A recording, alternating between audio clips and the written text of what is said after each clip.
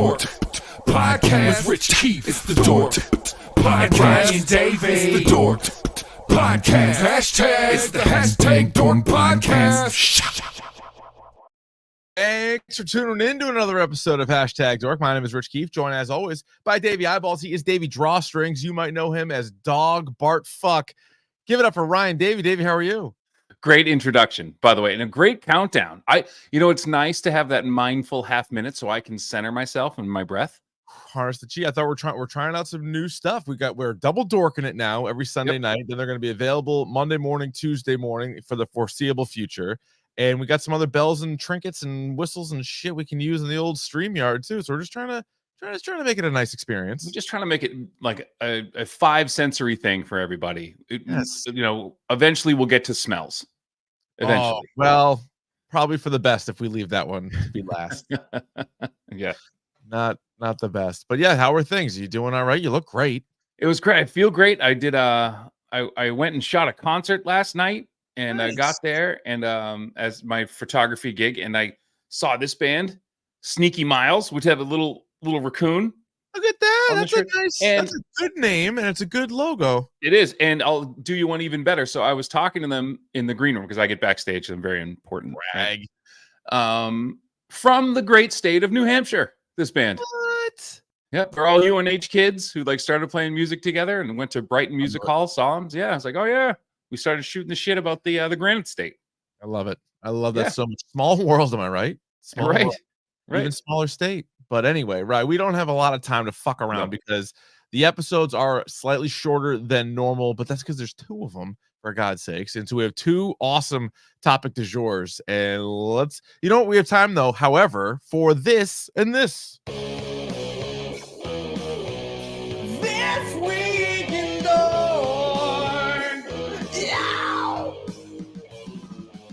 To keep your head on a goddamn swivel. Let me be here to warn you, because some weeks the This Week in Dork might be a whole episode. Other weeks This Week in Dork's going to just be tagged onto an episode. You don't know what's coming your way. And let me start with this. A lot of people, this has got to be one of the most recommended TV shows to me and to us that we have gotten in years. Ridiculous amount of people, and they all say the same thing. Yes. Do you want me to tell you what that is, or you don't want to mention the show? What is it? So tell me what it is, and then I'll say what the show is. But go ahead. I will tell you. The person who said it first was Wesley from the formerly known as from the Boxers podcast. Yep. Said to me, this show has no business being as good as it is. So that's one thing I've heard. I've also heard too, we got to watch it. We got to do a standalone on it. Mm-hmm. Our guy Bubbles was big on it last week in the chat. It was either him or somebody else. Literally every way you can get at us, Instagram, email, Twitter, I think that's it, and then YouTube comments, have all recommended the show. The show is Ted. And so I said, Jesus Christ, everybody with the Ted. So I watched several episodes. Let me just tell everybody this. I've watched one episode before you get any further. There's 7 total, I believe. Yeah. And I've watched 4. And this thing is hyped through the mountaintops. Let me tell you, it is fucking hysterical. I love it. Oh my God. It got to the point. So my wife said she wanted to go to bed. I put it on. We always put on something to go to sleep to, right? So I'm like, I'm just going to watch this. I'll see. She actually was falling asleep, but woke up and watched the rest of the episode because she thought it was that funny. It's so good. And I think, so good. Again, I only watched one episode, and my favorite character right now is the mother. She's great. Who is played by, if you've seen the movie Waiting, that's the crazy waitress. This woman is a chameleon. I don't know, people don't give her enough acting credit. She was in Waiting. She was in that show Hung. And then I watched Hung. She was in that. She was the housewife, the Russian housewife or whatever. Yeah. And then she was in an episode of It's Always Sunny where she was was it Roxy, Frank's whore? Oh yeah. She's amazing. She's amazing. The kid playing young Mark Wahlberg is good. Ted obviously is just Ted. Is Seth MacFarlane, and he's got jokes for days. Mark Wahlberg's character's cousin is really, really good. You've seen her in everything. She's in Punisher season 2. She was in Scream, the TV series. She was in 13 Reasons Why season 1, which is this is all in my Q zone. Oh, so yeah, I like her quite a bit. It is without question the show with the most jokes per minute I can remember. It's just it's one after the other, and the hit rate's really high. It's not just like here's 1,000 jokes, maybe one of them will land. It's mostly funny. All of the I think every single character has made me laugh so far. Like it's awesome. It's awesome. There's one bit where like Ted is bored in the house because he doesn't go to school, and he's shooting a rifle. So and like it's shooting him backwards on a slip and slide, and the neighbor comes out. It's like, "What are you shooting at?" He goes, "Nothing." And she goes, "Are you sure?"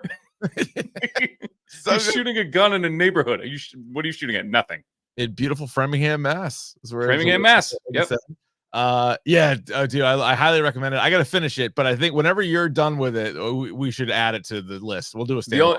The only thing that's off-putting to me is that the high school, if you look at the exterior of the high school, is the same set as Back to the Future. Like they use the same set. Nice. So if you pay attention to the first episode, I don't know how many they do it. Like they shoot outside the high school. Yeah. It's the set from Back to the Future. Dude, I think some of the other like sets are very familiar to other things too. Like they definitely look like certain things that I've seen. But either way, I'm all in on. It's great. The show's awesome. It's a blast. Also, new to TV. It was your pick of the pod last week, I believe, or no? You just mentioned it anyway. It was True Detective Night Country. Oh. And I went and saw it. So it goes on Sunday nights, which is unfortunate for us, but it is. I went back and watched it, and I'm in, man. I am absolutely in. This thing looks great. The setting, kick ass out in Alaska. Reminds me of like those Antarctica movies and like anything like that. And then it's Jodie Foster, can't miss. And the other characters, like the ones that we've been introduced to, I'm in on. So I'm interested where this is gonna go. How long could you last? How many even years, days, weeks, months, whatever, in that part of the world? I don't think long, because I like when we have like a bad stretch of like weather, it fucks with me. Like it, right? I know there's a word for, I don't know if it's seasonal depression or whatever you call it, but if we have like seasonal affective disorder, literally sad. I have a sad when you don't see the sun, so I don't think I can do it. Yeah, we were talking about that as we were watching it. I'm like, I could probably do a year. Like I could probably do a year there, like with a month of dark. Like I'd make it a year, but that's about it though. Because you got to figure too that like how many people actually live in that town. Like that's the probably thing. Not a lot. It's a little bit different. Like if you're out there on like a research project or something, and you're not super friendly with people, I couldn't do it. If you were going out there with like your best buds and you were like doing stuff and like you were like you had a cool house, because you know me, as funny as it is, I need the sun, but I don't need to be outside all the time. No. Like it's you need to see the sun. Taylor in the chat, no, the True Detective, very much like the show we're talking about today on the topic du jour. You can watch these seasons a la carte. You do not need to watch them in order. Fargo actually has, at least the first few seasons, like a slight link here or there. There's some connections, cool, not necessary. True Detective, though, although wasn't there talk that they were going to like loop them together? I think that was the early on. Yeah, they were going to bring McConaughey and Woody Harrelson back. Yeah. And then this kind of happened. Yeah. Because season 3 people sleep on, but I think did an episode on it with Mahershala Ali. We did. It was really good.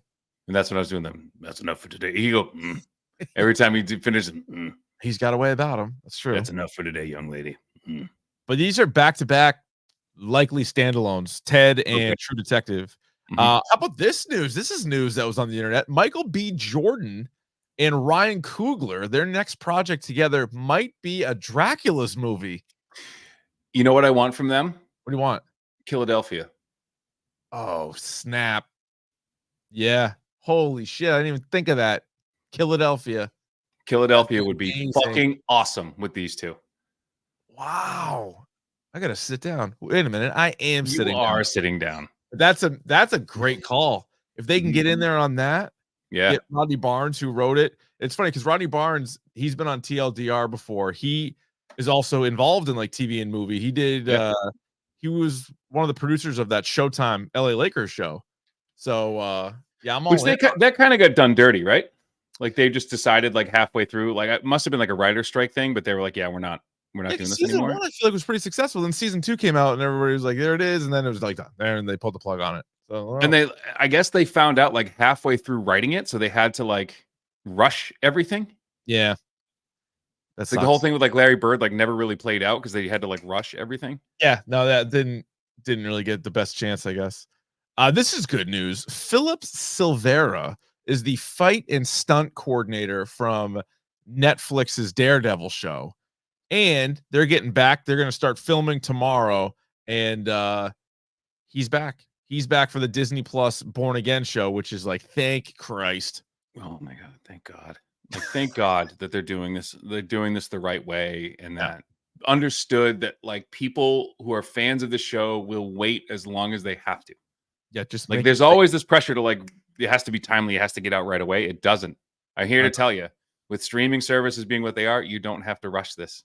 Don't take your time. Yeah, take your time. We're gonna be here. We're gonna watch. And I want you to see it. I want you to do it correctly rather than quickly. Yes. Mm-hmm. What's that thing? It's like you can either have it good, fast, or cheap. Pick two. Cheap, right? For me. You're cheap and good. It's not going to be fast, right? Yeah, that's fine. That's fine. Yeah. Yeah, I'm good with that. Music news on the Dork podcast. We, of course, are massive fans of the show. Dave, we've done episodes on most of the seasons, although I guess maybe not all. I don't think we did one last season, even though we both loved that season. I thought we did 1 and 2 for some. Did we do Dave seasons 1 and 2 together? Yeah, maybe we didn't do like a preview for 3. Maybe. Yeah. And I don't know why. Maybe it must have finished when like other stuff came out, and then we just never got around to it. But now in this new double dork format, we'll definitely get to shows like this. But long story short, Little Dicky's album just came out, which is the Dave soundtrack. So it's all the kick-ass songs from the first 3 seasons, all on one album. I've already listened to it 2-3 times through, and it's, as you can imagine, amazing. It's so good. And what a name, Peanut. So good. Such a good title. Dude, the Rachel McAdams song kills me. I love the Mr. McAdams. Yeah. Oh my God, is that good? And then like she was in the last season was so crazy that they got Brad Pitt to do like an entire episode. Yeah. Because you're like, oh, this is like classic Brad Pitt. He'll be in like Deadpool 2. He'll be in it for like one shot. No, he was like the main character of the entire episode. It's great. Like, did he? And he probably did it for nothing. I'm guessing. I didn't give a shit. Yeah. Because I think Dave did an interview with somebody, and like some of these crazy guest stars that he had, I think were like fans of the show. And he was like, it's kind of crazy. I don't know if Brad Pitt necessarily, he might have been one of them, but like he was talking about these guys know the show. I'm like, oh. And you got, if you're like Drake and you're like, well, this guy talks about me nonstop and like hypes me up. Like the least I could do for him is just like show up for 20 seconds on a show. Yeah, he just popped right in. So I don't know if he'll be in season 4, what they're going to do with that. Yeah. But yeah, check out Peanut if you haven't. I'm fucking getting a lot of spins in this house. Yeah. It's time for Davey's video game minute. Even if it takes more than a minute. All right, Ryan, what do you have? Well, I got some things. So there's some video games coming out next week, right? Yeah, Tekken.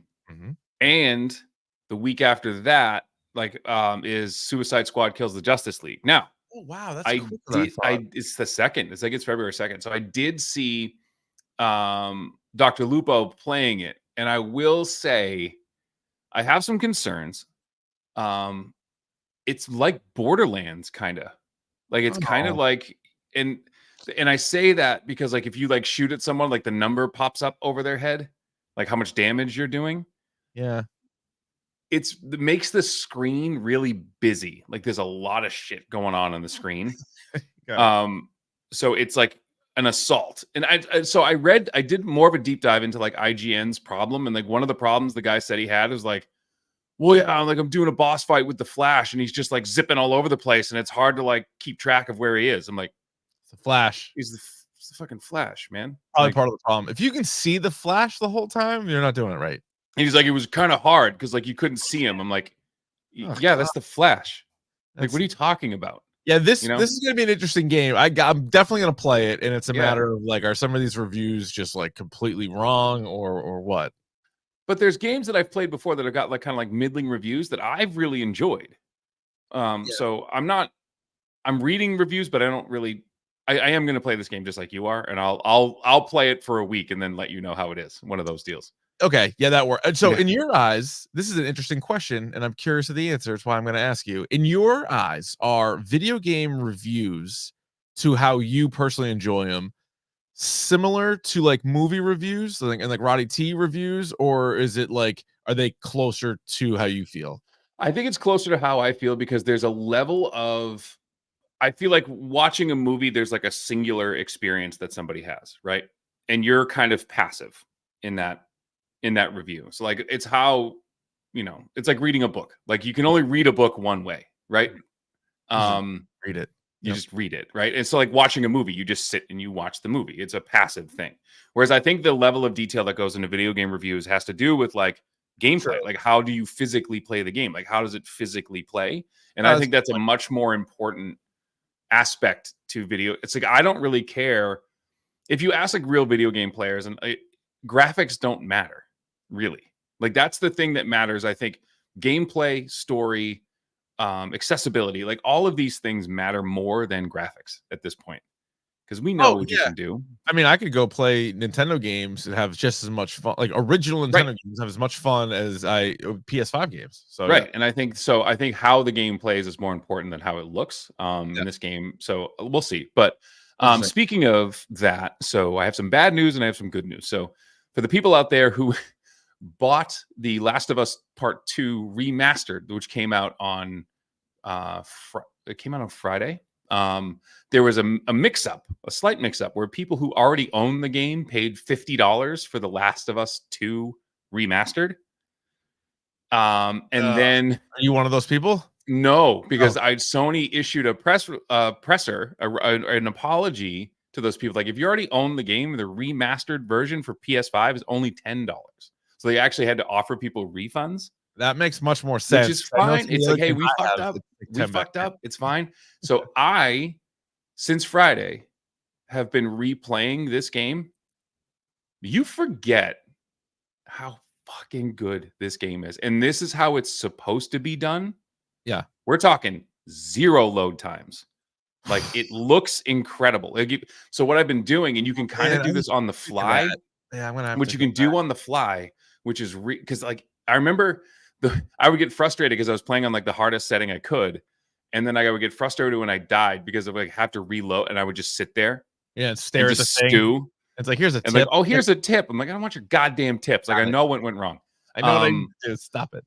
But one of the things, the action now. That's great. You're right back in the action. And one of the things that you can do on the fly, you can switch from like fidelity to like performance mode. So every cutscene, I switch to fidelity, so it looks amazing. Wow. And then once I get back in the action, I switch it to performance, so it's like 60 frames. So like it's, you want to talk about like gameplay and like so you can switch back and forth, which is the best way to do things, I think. That's good. That game made me feel a lot. I had a lot of feelings while I played that game. And there's a lot of things that happen in that game that I'm sure, since it's an absolute assault on your on your feelings, that you forget. There's some heavy shit that goes down there. Move it out. Yeah. No, that's what the TV show is going to be interesting. Like if they do you still think it's going to be one season for the game, or are they going to split up into 2? I think they said it's going to be the rest of 1 and 2 are going to be 2 more seasons. Yeah, it should be. I mean, especially because you saw how successful the Ron Swanson episode was. So you can basically take something that's barely in the game and create a whole episode out of it if you want. And then that sort of slows down the story mode. But we know now with Caitlin Deaver being the girl from Booksmart being cast as Abby, like you need to flesh that character out a little bit more too. So you're going to need more than a season to get to the core of that, because what you find in this game too is like, as you know, they're like Abby's just as important as Ellie. Oh yeah, which is crazy. After playing the first one and getting so as attached to Ellie as any video game character I've ever been attached to even play as the counter to that, and then actually like feel sympathy for that character and maybe even enjoy that character more is mind-boggling. So so that's the Davies Video Game Minute. Very good. Crisp. All right, that was crisp. That's good and crisp. Y'all ready for bisque? Topic du jour. You ever hear that? You've mentioned it a couple times, but I don't really. Well, I'm glad you asked. It's the topic of the day, and it's kind of maybe at this point doesn't apply because there's 2 topics on Sunday nights now. But the topic du jour for this episode is Fargo season 5. It ran for 10 episodes on FX. You could also catch it on Hulu, and it was like we mentioned before. Yes, it's season 5 of Fargo, but it's very much a standalone season. These 10 episodes, all 44, 45 minutes without commercials, give or take 50 minutes maybe without commercials. And let's begin, as we do with all of our movie and TV reviews, spoiler free. Ryan, did you like it? I absolutely did, Richard. Yeah, This well. show is good. Yes, this is a show. We talk about this with other ones that we've done. I'm trying to think recently. Like Dave might have been one of them. You watch shows. I know you didn't watch Succession, but there's like a few. Like Better Call Saul was a big example where, like, God damn it, like you can make a show this good. Why aren't there more good shows? Like, you do good shows. Like we find them. Don't get me wrong, we find them. But it's like it is so smart. It is so well acted. It's so interesting. The character, it's very unique in many ways, right? Like they sort of take from certain things, but at the same time, a lot of it is very fresh. Yeah, and it's an interesting thing too, because like I don't know anything about the state of North Dakota. I know nothing about it, right?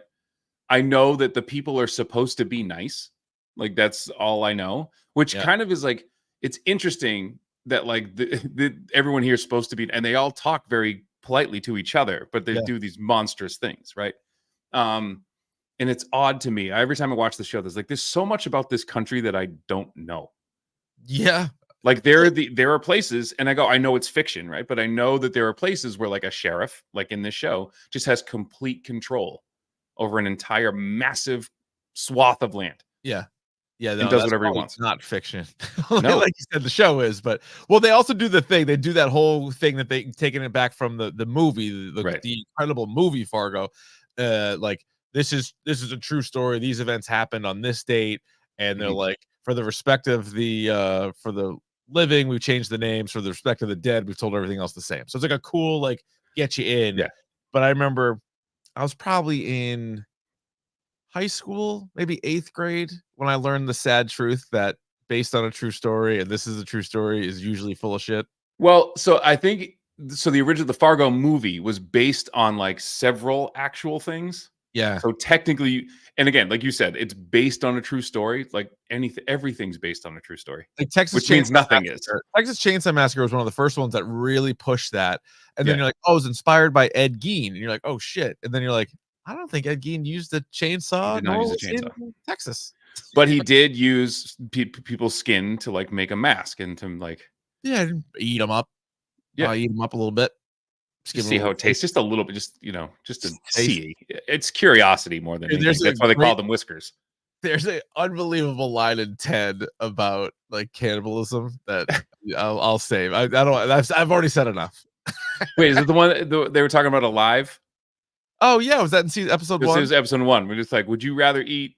But then he's like, it was like all dudes there or whatever, and they're like, what? And then he like says the thing, and he's like, all right, let's just say, and I forget which actors they chose. It was Tom Hanks and Diane Keaton. Yeah, so let's say Tom Hanks and Diane Keaton were both on the plane. And they're like, well, who was flying a plane? They're like, there was no pilot. It was automated. Like, yeah, and he's like,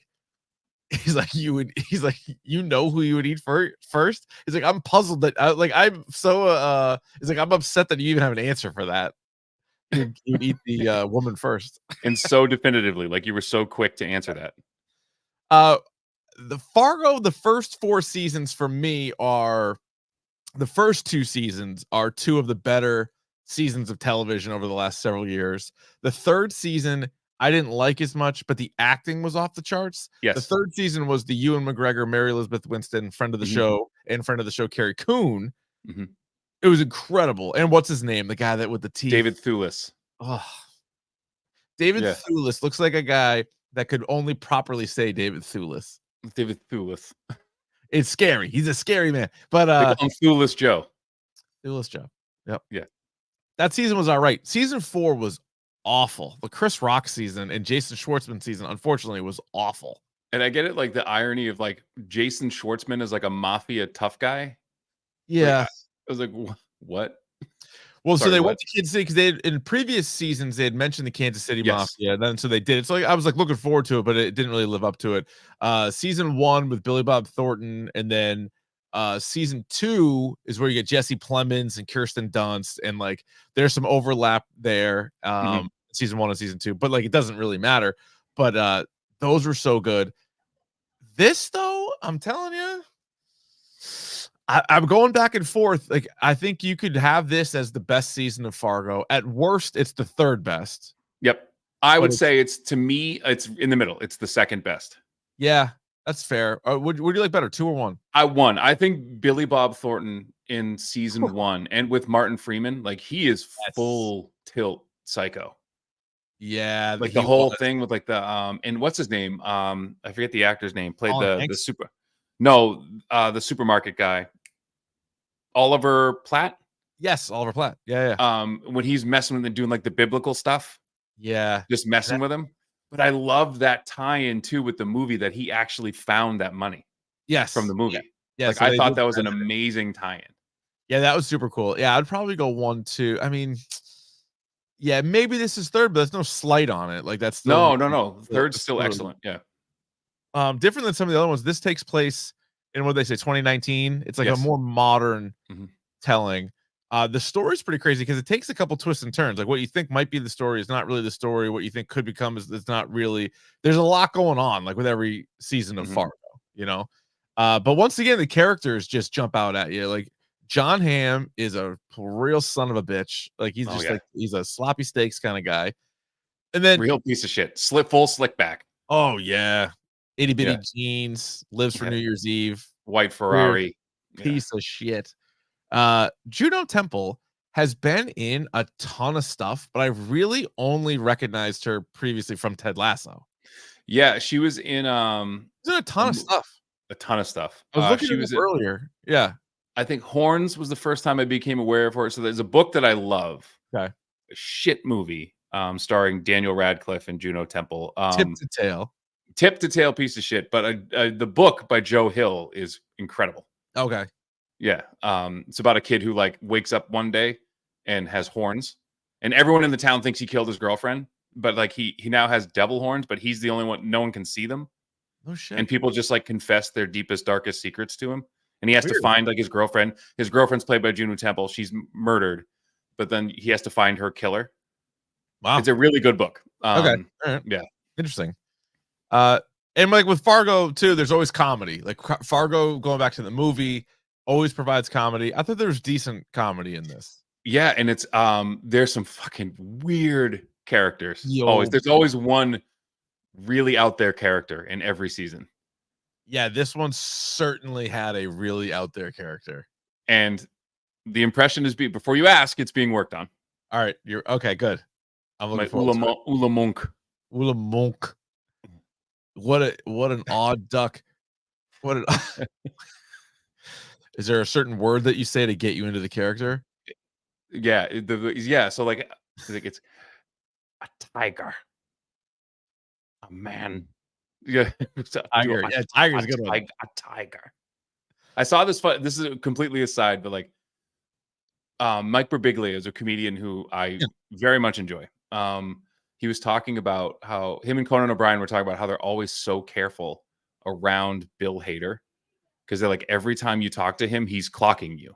Yeah, right. And he'll like just come up with an impression of you, like how I could do it. Yeah, that's funny. A man does not eat. I can't do it yet. I'm working on it. Yeah. All right, good. I'm looking forward to it.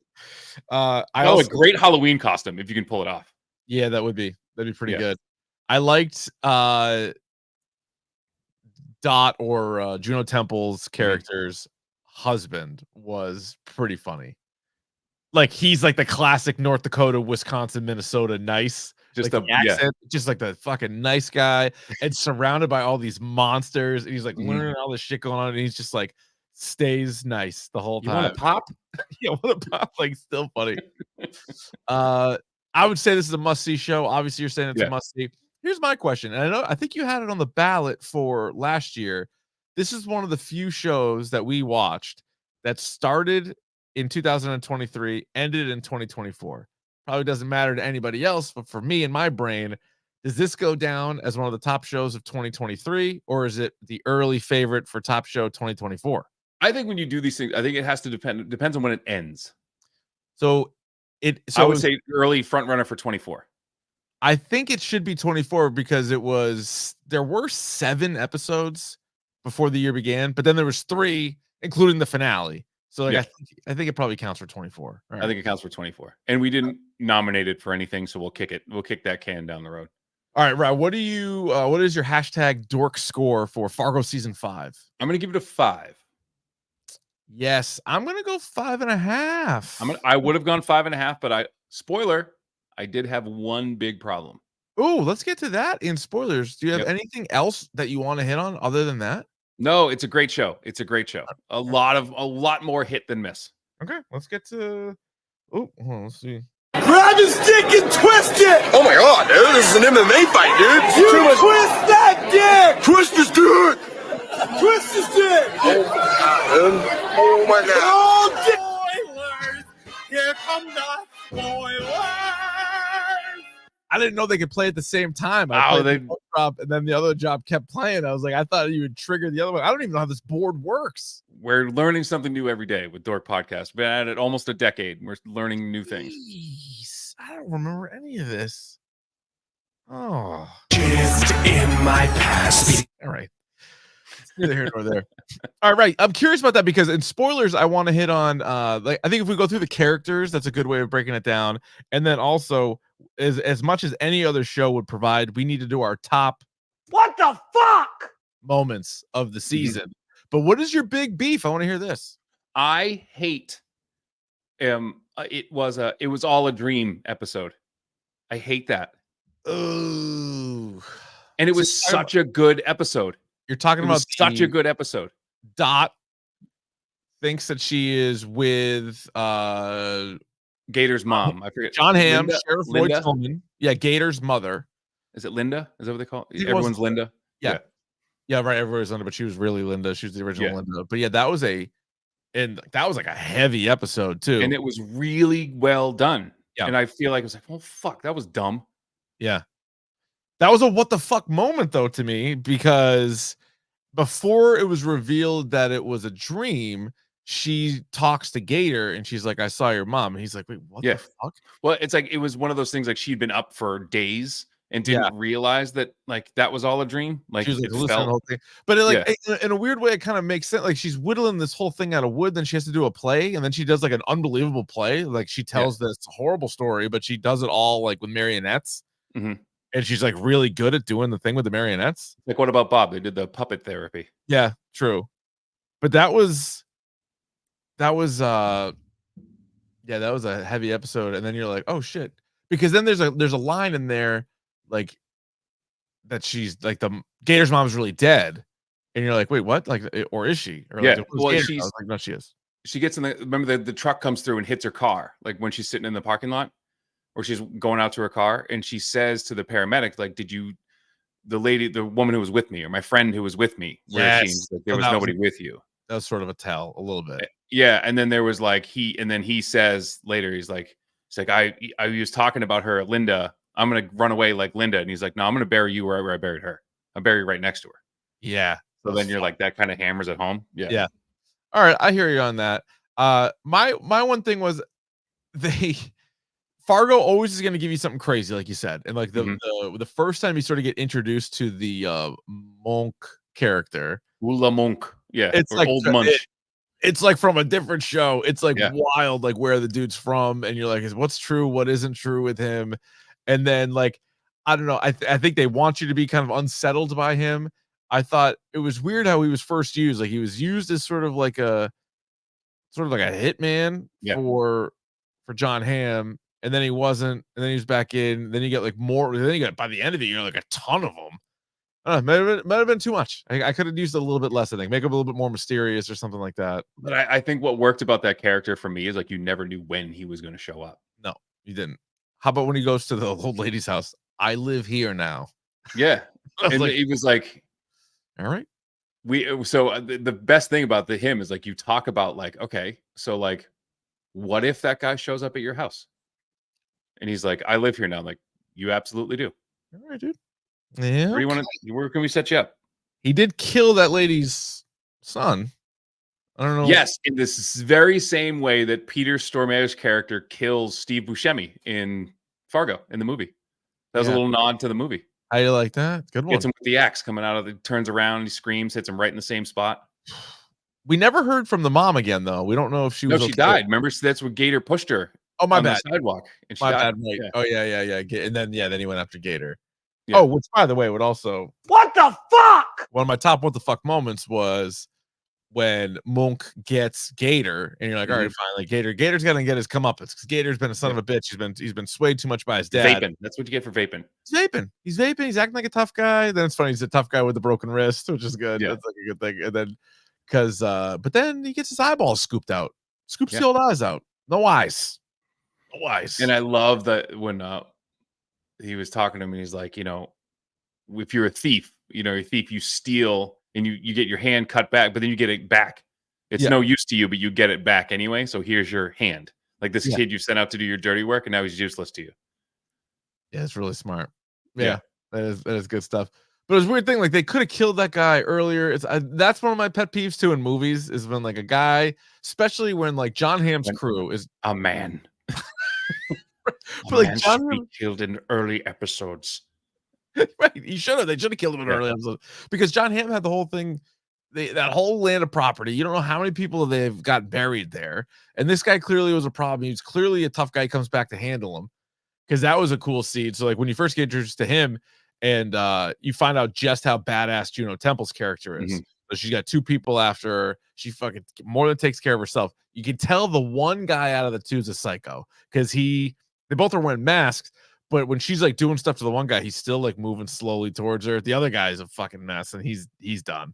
But but yeah, it's funny how they used him. But so Dot, who's really the main character, or Nadine Tillman, depending on which side of the characters here you're a part of, she was great, like as the lead and like such a badass. But then she would like jump back, and she's with Wayne. She's got her kid. She's dealing with her mother-in-law. But then she's fucking going back and you got the shit with John Hamm. She pulled it off though. Like she was like the perfect actress, I think, for that kind of role. Because she's just like a little bit of a thing, right? And she's just like a tiger. She's a tiger. So and like a fucking survivor, like an absolute. And then that last episode, it's like what a long, crazy scene. When Monk shows up to their house, and that's when Wayne offers him the pop, and he's like, "I never got your name." And then they're talking for a while, and he's just like, it's in his code that he has to like kill her. Like he freed her, and he like clearly respects her for like what she's went through. But like what I didn't understand is, so he feels like he needs to kill her because when he and his buddy went to capture her, she killed the buddy. Yeah. That's pretty much it, right? So he's like, there's a debt. Like you owe, and he said you took a piece, so cut off his ear too. So like you took a piece of me, so now I'm gonna like take it. So it's like that whole old school, like literally eye for an eye. Like you took this from me, so I take something from you. And he did. I mean, he did save her life, because she was in that. She was stuck in that thing, and then they were about to look in and kill her in the last episode, and he smoked him out. But then she pretty much talks him out of it, I guess. Oh, he says like, the tiger's free. So like and it's one of those things that like, good point. There's honor to that too. Like I'm not going to kill you when you're sitting in a cage. They made a nice biscuit. They made it was made with, so there's this idea of like, have you heard of like sin eaters? Like, so in, think like the Green Mile, or like the guy from, I heard of that. Is the guy. So like that's like a thing, or like it was like a religious thing. Yeah. So like, and then he ate something that was made with love and joy, and that cured it. Yeah. And that chili looked really good. And those, what they call them, drop cakes that are made with like those are probably some good chili there. They probably was. So this was also, we mentioned this a while ago, but we got to put it in this episode. So the state, no, not the state trooper, the deputy, Indira was her name, I believe. So she, good character as well. And then her husband, they later split up, but her husband was an absolute zero. And we talked about how he had the golf simulator, and it was the worst golf swing ever seen. And you brought up the point, maybe the least athletic thing on film that we have encountered. There are some things there's some unathletic things I've seen on film, and that's probably one of the worst. That never I came can't. back to roost, though. We thought maybe that we'd find out that he actually wasn't a golfer or something. Like, no, He definitely wasn't. He no, he definitely wasn't. was not a golfer.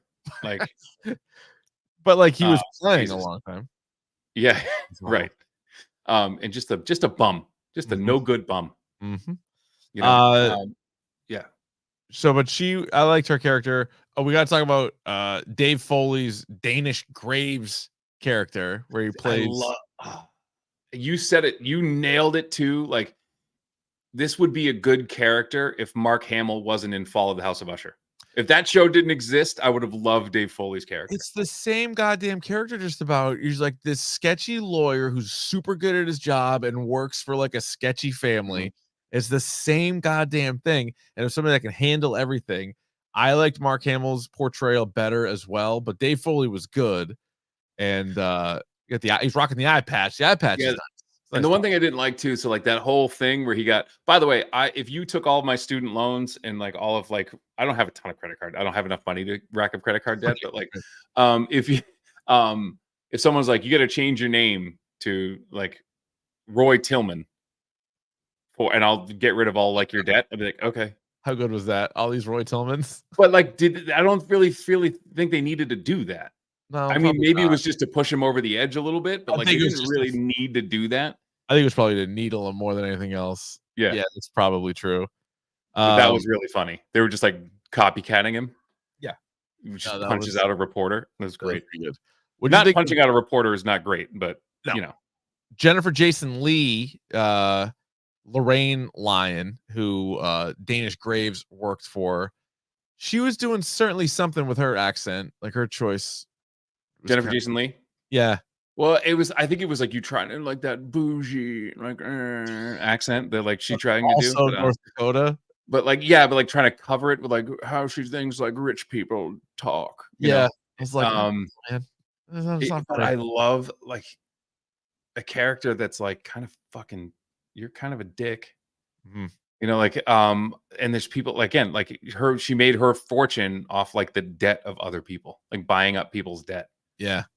Like, and she was, I don't know if you would say it was a quick turn, because like her and Juno Temple like hated each other at first, and then like Juno Temple basically just like snapped at her that one day, and then she like found out some information on her, and then she eventually like, I guess it was when Indira brought over the file on her and was like, this is what the fuck she's been through. So actually, no, it wasn't that quick. It wasn't that quick. But it's all to protect her family. Yeah. Right. Yeah. So it's like that, I think, was endearing, not Indira to her. But I love the like she's on the phone with her. Yeah. And she's getting the fight. Like, no daughter of mine is just gonna hide. Like, go. Yeah. And that was a kind of a cool moment. That was good. And then when she showed up at the prison that John Hamm was in. Yeah. And just to explain to him like what's going on now. Like that was and I loved it because I was like, no, because he said something to the effect of like, oh, so you're just gonna pay these guys to kill me. And I even said out loud, I was like, no, no, you're gonna live. Not. Yeah, you're gonna live. And she's as looking long around. as I can keep you alive. What was her line too? She's like, yeah, and like, you know, she's basically like relieving debt or all this stuff. Where she's like, just the guys in like subblock A and B and D. And he's just like looking around. He's like, son of a bitch. Yeah, it's gonna be a long go. Going back to Gator though, I did think Gator was solid as or Joe Keery from Stranger Things. Yeah. It's just like the shit kid, right? Like he has real no authority at all, but it's just like his dad runs stuff, so he thinks he can. Mm-hmm. And I love the relationship with him and Dot, like how she kind of took care of him when he was a kid. Yep. And they had that nice moment at the end where he asked her to come visit him in jail, and she'll make cookies, and you know, I thought that was a really cool moment. No, that was good. That a good call. That was a good relationship that they had. Trying to think what else to hit on. Oh, there's some good shootouts. You had the one too when like Juno Temple was hiding. We didn't even really get to State Trooper Whit Farr. That was he sort of got himself kind of like, you know, like just tied in with like the FBI when they showed up and everybody else, but he was pretty good. But it's always like you the guy who's like trying to be the hero, and like the hero's already here. Like it's not you, Yeah. you know. But Yeah. again, just like a genuinely nice person who Yeah. just gets caught up in the bullshit. Yeah. I wonder what they'll do for season 6 of Fargo, because this feels like a nice bounce back season that they're gonna have to like get together and be like, all right, now where do we want to go? So I've Do you done. So I'm thinking about. for modern, or do you enjoy Fargo more like 70s, 80s, 90s? I like the fact that it bounces around. Like I would love to see something in like the 80s again. So because we've done like basically like 70s. So the first one was like modern day, and then it was like 70s because it was Solverson's, the older Solverson, and Cheap Molly was a kid. Yeah. 3 was modern, more modern. Yep. And then 4 was way back. So like something 80s, you know, a little bit retro, but not too much. Oh yeah, good call in the chat. The Halloween home invasion was kind of scary. They did a pretty good job with that. But I love just when she like home alone to the house, she being Dot, she home alones the house, and then fucking poor Wayne gets caught up in the wiring. Like you kind of knew that was gonna happen, but like holy smokes. I'm glad you mentioned that, because I sent you a thing, and I'm gonna tell the people where to find this, because I sent you and the homies our internet clip of the week. Our internet clip of the week. So if you follow the Rock Drive, it's the Rock Drive. Okay. These Australian guys tell this story of this guy electrocuting himself at his own home. When I tell you that I was like this, speaking of taking twists and turns, the best line was that he's writing into and the guys are reading his story. Science will tell you that you cannot pee, poop, and ejaculate at the same time. I'm here to tell you that that's wrong. That's a really good line. That's a really good line. So that's just a taste. So check that out for sure. I love it. All right, well, guys, let us know what you thought of Fargo season 5. Definitely a hot start to the year for TV shows. Dave, any final thoughts on Fargo season 5 before we? It's a great show. Definitely watch it, and just know that like I'm a little bummed out when things are like, nope, that was all a dream. I hear you, because that was a really good episode, and that kind of takes away a little bit of it for sure. All right, very good. Hit us up on Twitter, Instagram, YouTube at Dork Podcast. If you are currently watching this live, you can jump over. We have a separate link for the next episode. And if you're listening to this on the podcast on the very next day, first of all, thank you. Second of all, we'll have another episode available on Tuesday morning. So how do you like that? We're gonna do 2024 TV shows. So we can keep the TV theme, keep it rolling. So all right, Dave, promise me a million times over you'll never do another rule. No, I'm not going to promise you that.